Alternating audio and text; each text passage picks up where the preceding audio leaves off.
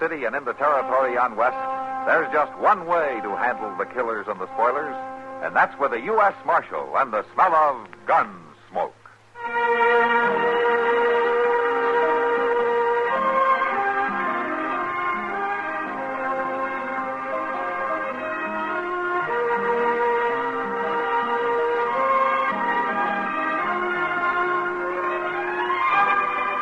Gunsmoke, starring William Conrad. The story of the violence that moved west with young America. And the story of a man who moved with it. I'm that man. Matt Dillon, United States Marshal. The first man they look for and the last they want to meet. It's a chancy job, and it makes a man watchful. And a little lonely.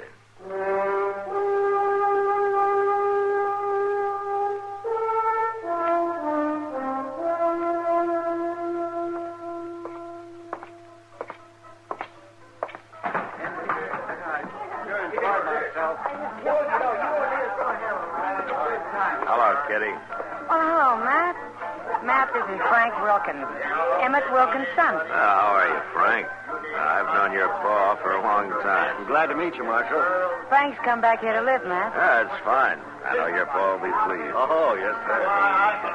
I can sing louder and fight harder and tell more lies than any man in this territory. Who's that? I heard him say his name's Bull Hogan, Marshal. Yeah, it seems he's a buffalo hunter. He just sold a load of hides and can't wait to get rid of his money. Looks like his friend there's kind of anxious to help him. Yeah. I got $50. It says Bull is right. Hey, bartender, I told you I want a bottle of the best. This stuff ain't got the strength of pop. Now, you fetch me a drink that'll scratch going down and thump when it hits bottom. Now, hop to it. Bartender, when Bull says hop, you hop. Yeah. Hey, you! You put that gun back in your holster and you leave it there. Who are you? I'm the marshal here. Yeah? Bull, look what's spoiling our party.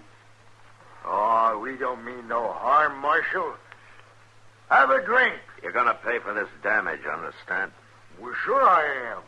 I've been out in the prairie 6 months, Marshal. I aim to have some fun tonight, that's all. All right, go ahead. But leave a little of the town standing for the people who live here, will you?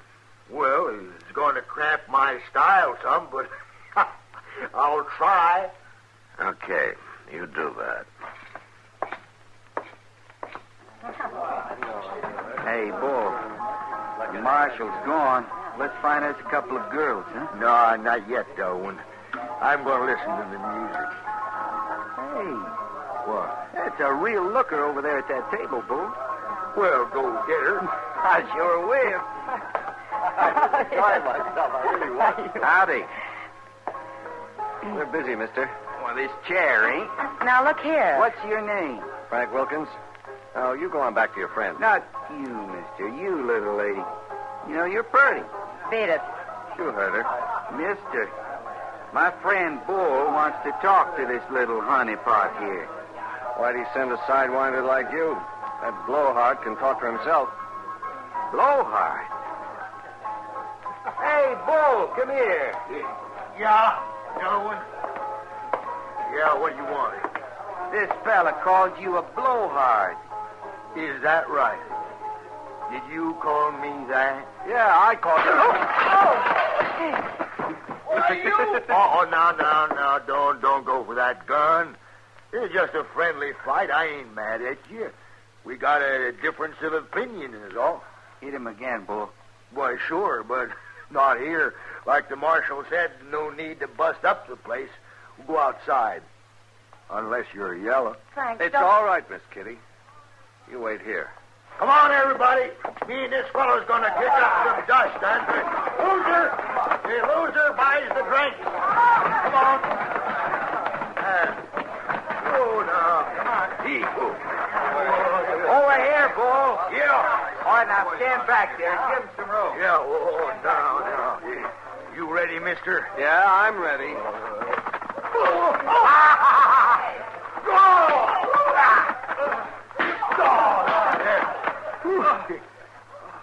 Well, come on, fella. Get up. He can't. You whipped him good. Why, that wasn't hardly no fight at all. Oh, shucks, we can't wait around for him to buy the whiskey. I'll buy it. Drinks for everybody. Inside. Everybody inside now. Hey, Delwyn, come over here. Dump some water on that fella. Sure, Bull. I'll take care of him. Real good care of him. Call me a sidewinder, huh?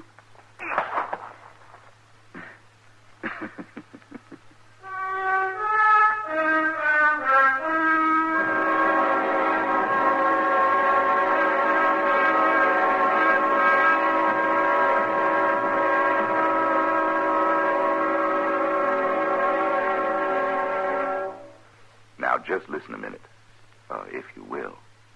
I've got a little story to tell you. Well, it's not so little. It's sort of a tall tale. It's about a Navy hero.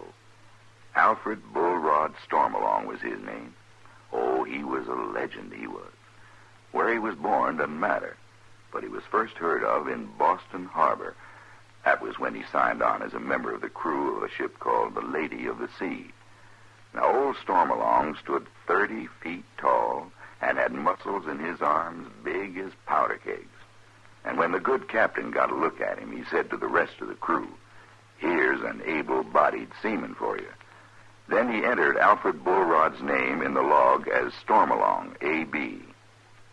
Somebody realized that the A.B. could also stand for able-bodied, and they sort of picked it up. And for a long time, seamen would put that A.B. after their own names, meaning able-bodied seamen. Yes, sir.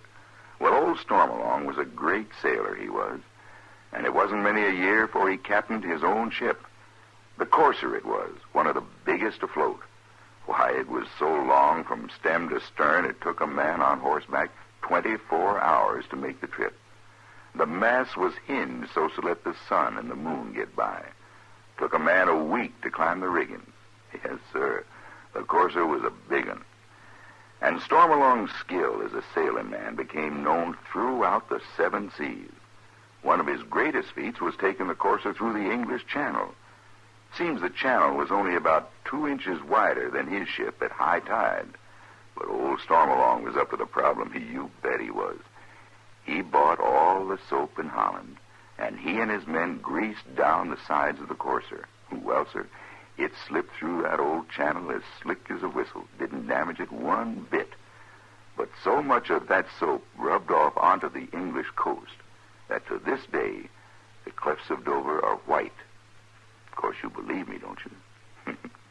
Say, it's nice being citizens of a country where you can laugh and talk about things free as a breeze, and write and read and worship, too. Yes, sir. Maybe you don't think about it much, but you should.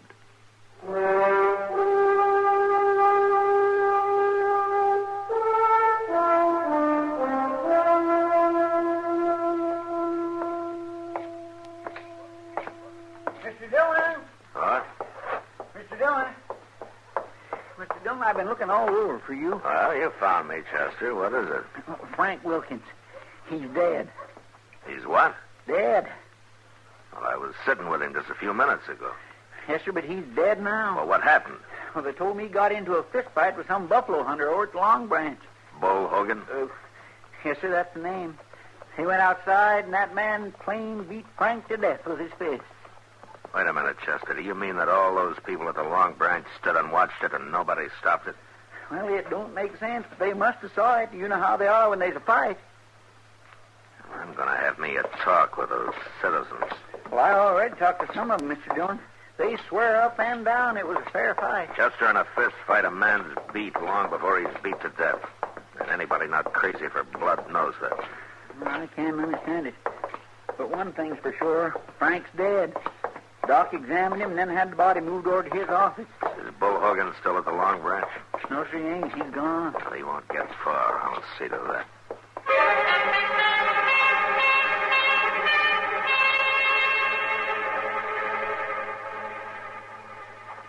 Delwyn? That you? Yeah, it's me, boy. got your horse hid in them trees. You better get going. Del, when I come into Dodge City to have me a good time, this ain't no fun sneaking out here to the edge of town, hiding in the dark. Ain't having me no fun at all. Well, it's better than being hung, ain't it? You killed that man. Well, I didn't mean to. That don't make no difference. He's dead. You're stronger than you think you are. I never seen a man hit so hard. I can swing faster and hit harder than any other man in this territory. Keep your voice down, Bull. Being strong won't do you no good at the end of a rope. Well, it was a fair fight. That don't matter. They aimed to hang you, Bull. You didn't see how they was all looking at you, cold like. Why, if I hadn't have made you leave that saloon when I did, they'd have closed in on you then and there. I'm the only friend you got, Bull. Delwyn, you ought to tell them that I didn't mean to do it. That wouldn't do no good. Not now. Your only chance is to get out of town till they cool off. Now, come on. Lucky I remembered seeing that old sod hut upriver on my way in. It's a good place to hide. You reckon I can find it? You go just like I told you, and you find it. I don't want no thanks for this, Bull. I'm risking my neck to help you, but that's what friends are for. Stay here in town and see how the wind blows. Tomorrow I'll ride out and let you know.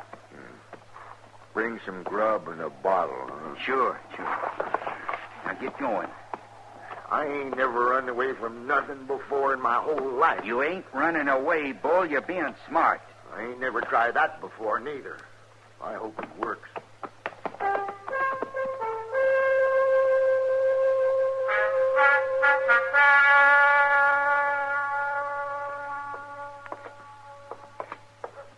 Chester, I've talked to every man who saw that fight, and they all agree it was no match. But while it lasted, it was fought fair. I guess I gotta take their word for it. Yes, you sure do.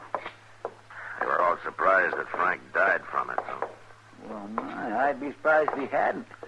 Didn't knock down that hard. Yeah, cracking his skull on something when he fell.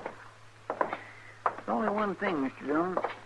If it was such a fair fight, why did that cussed Bull Hogan light out so fast? I don't know, Chester. I don't know. Yonder's Miss Kitty. Yeah. Matt, did you find Bull Hogan? He left town, Kitty. I'm gonna trail him in the morning. Oh, Mr. Wilkins stopped in to see me. Well, he don't blame you none for what happened, Miss Kitty. Oh, no, Chester. He was just real broken up about his son. Matt, did you know he's offered $1,000 reward for Bull Hogan? Yeah. I wish he hadn't. Well, it's easy to see how he feels. Matt, that Delwyn Casper's here. Yeah. Hey, Casper. First, I want you to tell me where Bull Hogan is. And then I want you to get out of Dodge and don't come back. I don't know where he is, Marshal. How would I know? You were bragging about being his friend. Me? I never laid eyes on Bull Hogan till tonight. I ain't no friend of his. You left here together, didn't you? But we went separate ways.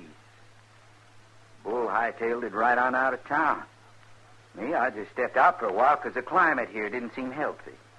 It hasn't changed. Now, look, Marshal, I didn't do nothing tonight except go along with the crowd for a little fun. You got no cause to ride me. You started that fight, Casper. Well, I didn't finish it. Bull Hogan done that. There ought to be some way to prove I'm no friend of his. Tell me where he went. If I knew, I would. I sure would. I hear the father of that poor fella Bull killed has put up $1,000 reward for him. Is it true? Yeah, it's true. Marshal, could I clear myself if I helped you trail Bull? You're going to be busy traveling, remember? Now, you get out of here, and if I see you again tonight, I'll lock you up. You'll be out of town at daybreak. You're a hard man, Marshal. You ain't fair. I said get up. Well, you got rid of him, Matt. Yeah, it was a pleasure, Kitty. Casper just ain't no good at all. I sure would hate to be laying helpless somewhere and have him find me. Well, that's a good way to put it, Chester.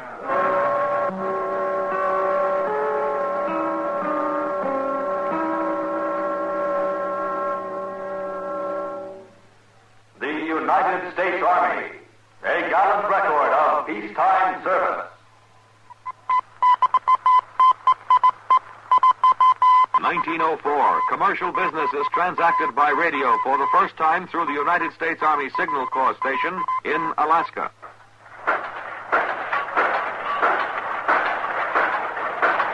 American industrial might is based on the technique of mass production, which began with the manufacture of rifles by the United States Army in the 1820s. Captain John Hall, in 1819, designed a unique breech-loading rifle and began production at the Federal Armory in Harpers Ferry, Virginia. Captain Hall then designed and built machinery to mass-produce the rifle with all parts interchangeable, a revolutionary advance in manufacturing technology. The United States Army, a gallant record of peacetime service.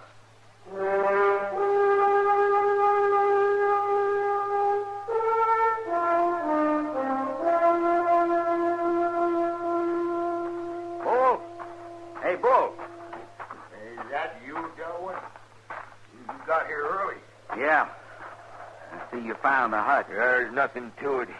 You gave me real good directions, Delwyn. What's the news? It don't look good for you, Bull. They got a $1,000 reward out. No, it was a fair fight. It ain't like I done murder. They think you did. It's the same thing.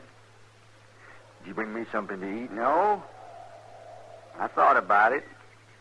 I decided not to waste the money. No, what do you mean, waste it? What's that gun for? No, Delwyn, you said you was my only friend. I guess I was lying.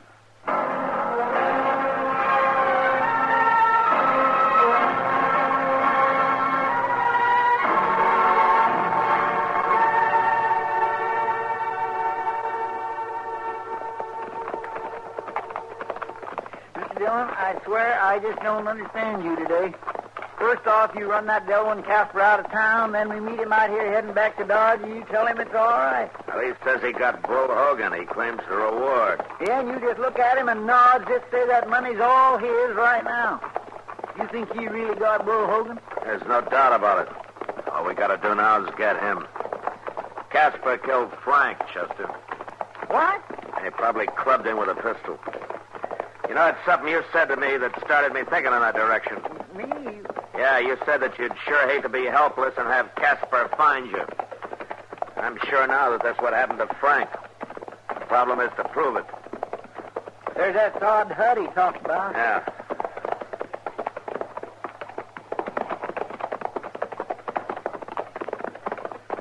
My goodness, there's Bull, too.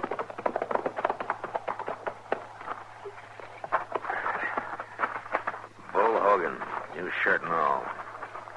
He's wearing a gun. He wasn't shot in the back. No, but he might as well have been for all the chance he had. Well, I'll ride down over to Sykes' place and borrow his shovel. No,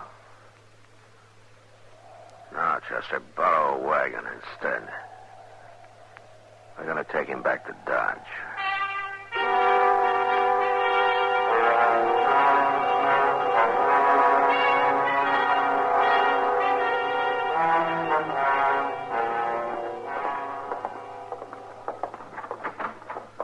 Here he is, Mr. Dillon. All the way over here, I couldn't get a word out of Chester except you want to see me. That's right, Casper. Well, do I get my reward? I think you could say that. Then you found Bull. Yeah, we found him. We had quite a time bringing him in, though.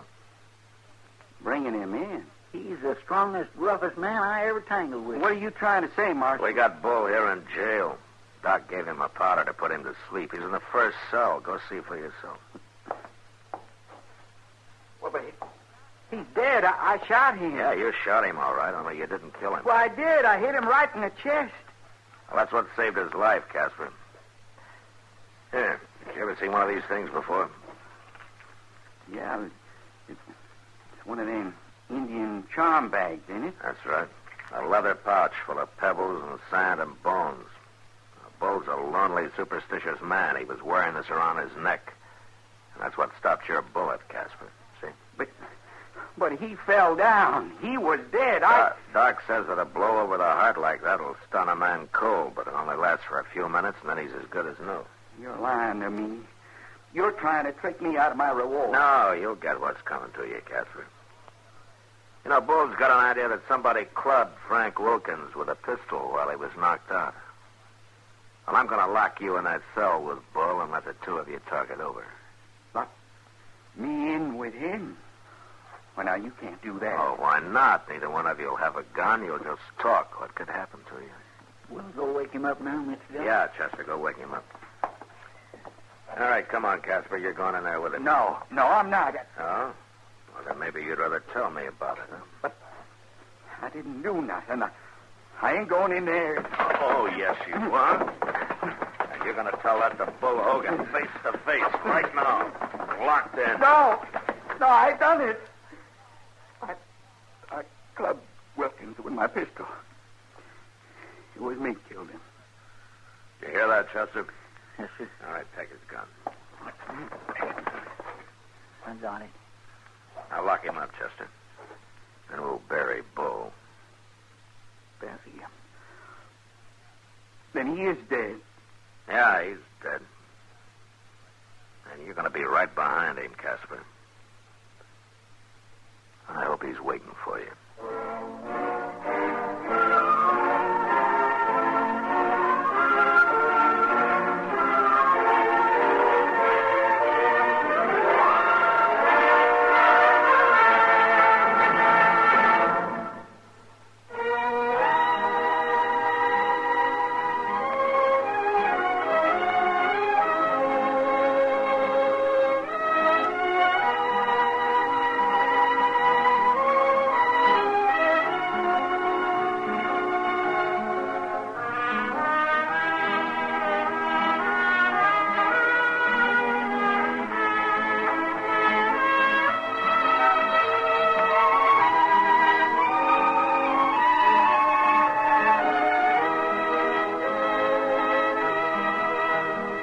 Gunsmoke.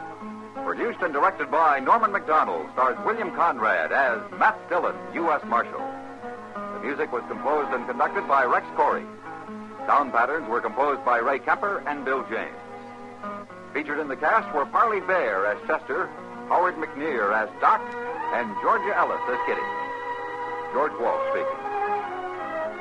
Join us again next week for another story of the western frontier of America in the 1870s on Gunsmoke.